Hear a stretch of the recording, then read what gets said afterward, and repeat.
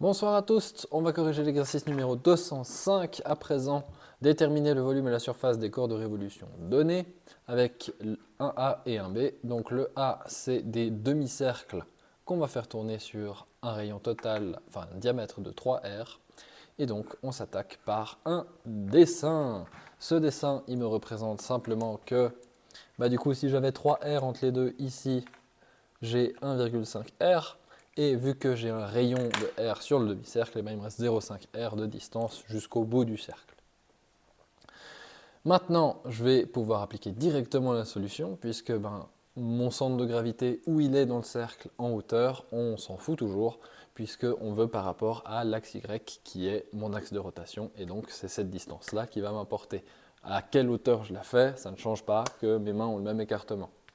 Donc, on se retrouve à faire 2pi rs fois a, donc 2pi fois 3 sur 2r, qui est le 1,5 que j'ai noté en vert, pi r carré sur 2, donc r d'un disque, divisé par 2. Et du coup, là on se retrouve à 3 sur 2 pi carré r cube.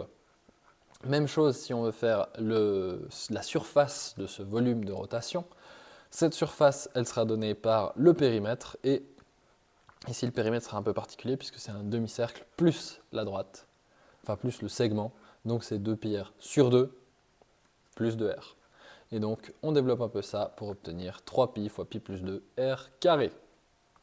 En ce qui concerne le B, on a plus ou moins la même forme. On a un rectangle duquel on a soustrait un demi-cercle.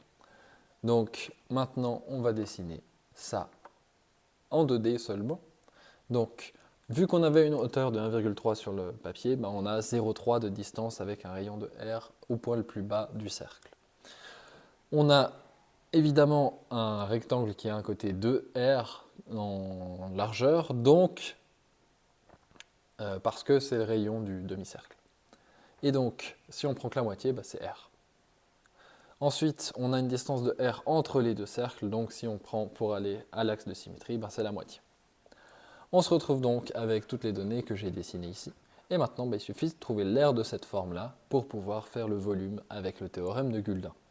On va donc prendre le rectangle, on va lui soustraire un demi-cercle, ce qui nous donne du coup, le rectangle il est en 2R fois 1,3R avec la hauteur de 1,3R qui est donnée en énoncé, moins pi r carré sur 2, puisque c'est un demi-cercle, on ne fait pas pi r carré, on fait pi r carré sur 2. Ça nous donne 2,6 r carré moins pi sur 2 r carré, ce qui fait 13 cinquièmes moins pi sur 2 r carré.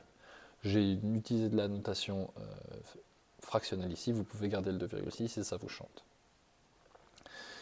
Le périmètre de cette forme, c'est de nouveau les deux colonnes, le fond et le demi-cercle.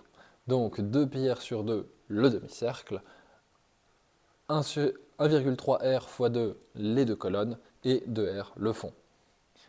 On a donc en tout R fois pi plus 4,6 pour le périmètre de cette forme. Et maintenant, on peut guldiner tout ça. Alors, on prend 2 pi RSA.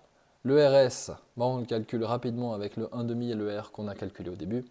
Et donc, on a 1,5 R et l'R qu'on a calculé un tout petit peu plus tôt. Ça nous fait 3 pi R cube, 13 cinquièmes, moins pi sur 2.